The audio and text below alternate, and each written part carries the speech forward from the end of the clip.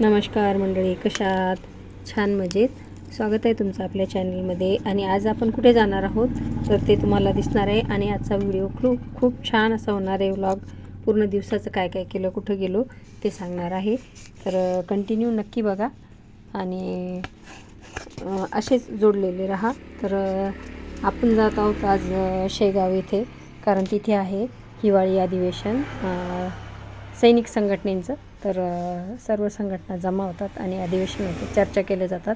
तर चला, आलो आहे आपण शेगाव इथे, गजानन महाराज इंजिनिअरिंग कॉलेज इथे. तर बघा किती छान असा परिसर आहे, मी तुम्हाला दाखवते.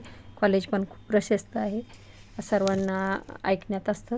तर अशा पद्धतीने हे बघा परिसर किती छान आहे, मी दाखवते. आणि समोर आहे सैनिक फेडरेशन अधिवेशन.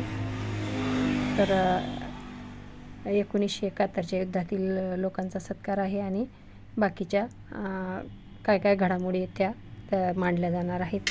तर चला, आपण हॉलमध्ये आलो आहे आणि कार्यक्रमाला आता थोडासा वेळ आहे, तोपर्यंत एक व्हिडिओ घेतला. सुरू होतो आहे आता कार्यक्रम. आगत स्वागत सत्कार सुरू झाले आणि आता सर्व स्थानापन्न होत आहेत.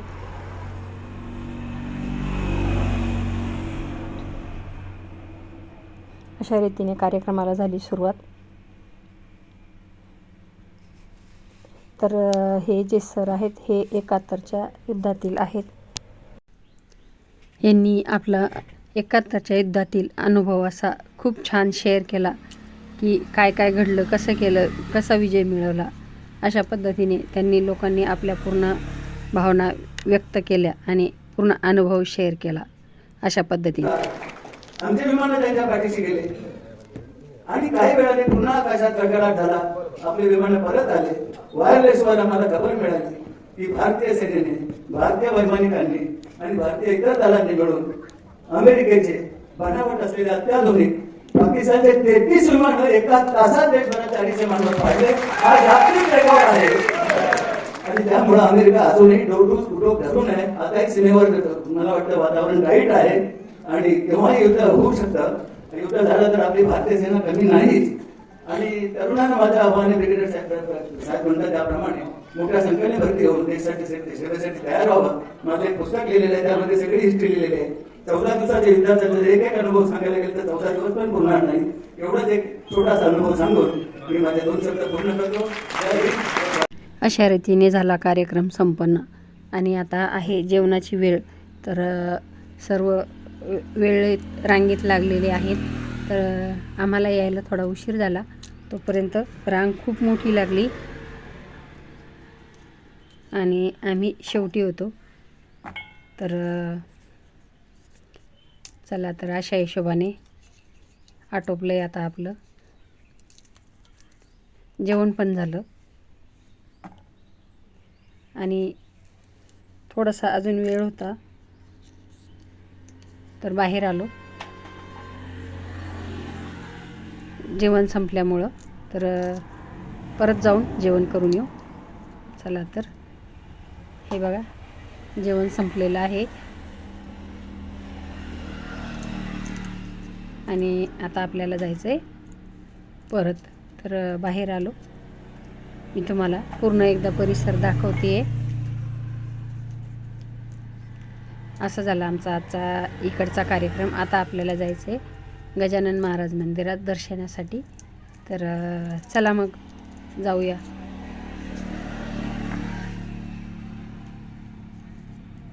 किती छान परिसर आहे बघा.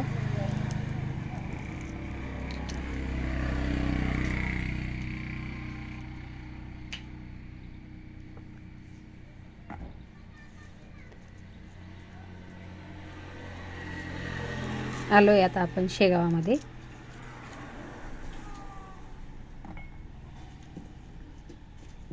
आणि हे आहे इथलं प्रशस्त पार्किंग.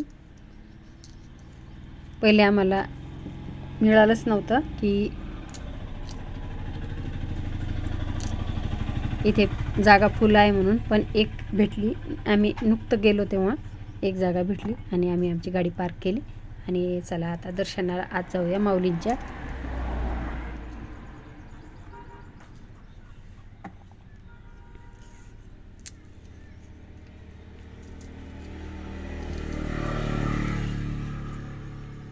आणि आता आत केली एंट्री आपण आणि इकडे बघा सर्व सेवेकरी आहेत.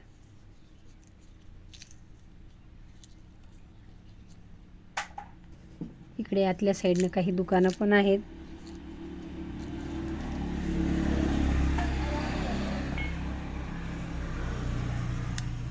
पण मी शक्यतोवर हार फुलं न वाहता पेटीतच पैसे टाकत असते, जेणेकरून आपल्या फुलांचा कचरा होणार नाही. तर चला आलो आहे आपण मंदिराच्या आत. चपला बुटं ठेवले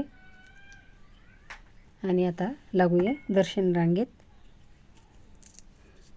किती वेळ आहे ते पण सांगतात इथे की तुम्हाला मुखदर्शनाला आणि प्रत्यक्ष दर्शनाला किती वेळ लागेल. तर आमचं नशीब चांगलं की आम्हाला खूप कमी वेळ लागणार होता आणि अशा रीतीने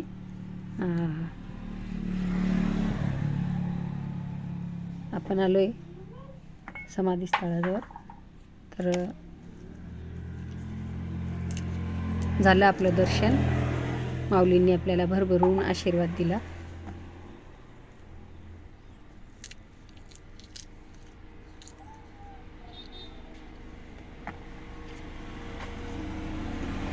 आणि पडलो बाहेर. खूप भारी वाटतं माऊलींचा आशीर्वाद मिळाल्यानंतर. अशा रीतीने झाला आमचा आजचा दिवस पूर्ण. तर कसा वाटला तुम्हाला? आवडल्यास लाईक, शेअर करा, सबस्क्राईब करा आणि असेच नवनवीन व्हिडिओ बघण्यासाठी चॅनलला फॉलो करा. धन्यवाद.